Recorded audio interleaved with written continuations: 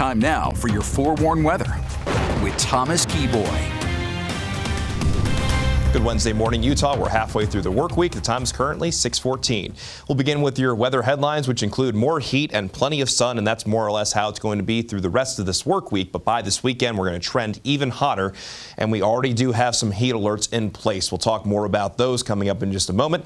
But for those of you heading out the door here relatively soon, you're not going to find any issues across the state. The view from Bryce Canyon looking absolutely lovely. This is probably one of the places where you'd want to be today, simply because Bryce Canyon at a little bit higher elevation won't be as hot compared to a lot of the rest of the state.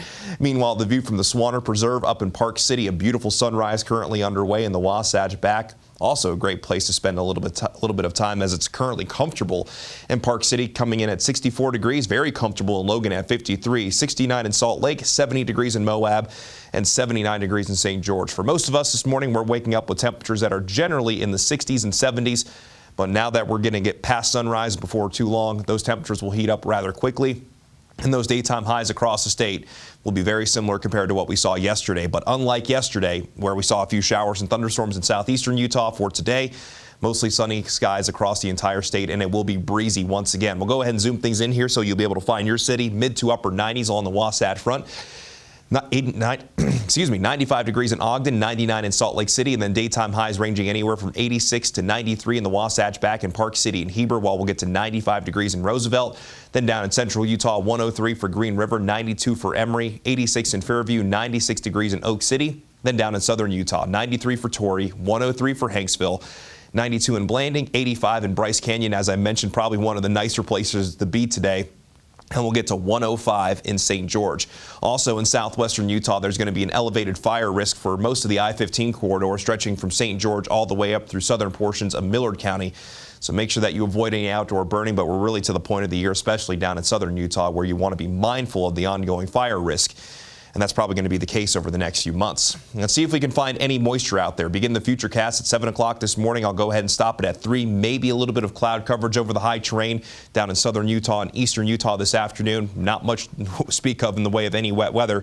And that's more or less how it's going to be through our Thursday. This is through Thursday afternoon. Not much to see. And we'll fast forward this through Friday afternoon. Not much to see. The reason why? High pressure still in control of our weather. It's slowly drifting from east to west at this point.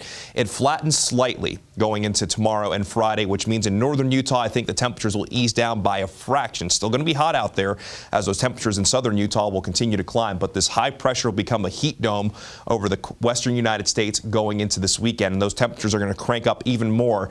And by Sunday into Monday, we could be talking about the hottest temperatures that we will have seen so far this year. And we already have heat alerts in effect. We do have an excessive heat watch in place for Wendover, and we also have an excessive heat watch for lower Washington County that's going to begin Saturday afternoon and will continue through Monday evening. Daytime highs up to 115, a possibility, and those overnight lows are going to be on the warm side of things. So by this weekend, make sure you limit your time outside, drink plenty of fluids, and check on your relatives and neighbors. It's going to be hot in St. George. I mean, it already is hot outside, but by Friday we'll be close to 110.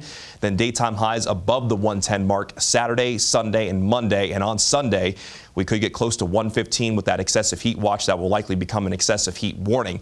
Then along the Wasatch front, mid to upper 90s for today, more so mid 90s on Thursday and Friday. I'm going to encourage you to enjoy it, because by Saturday we're back in the upper 90s. Then daytime highs both Sunday and Monday could be above the century mark. So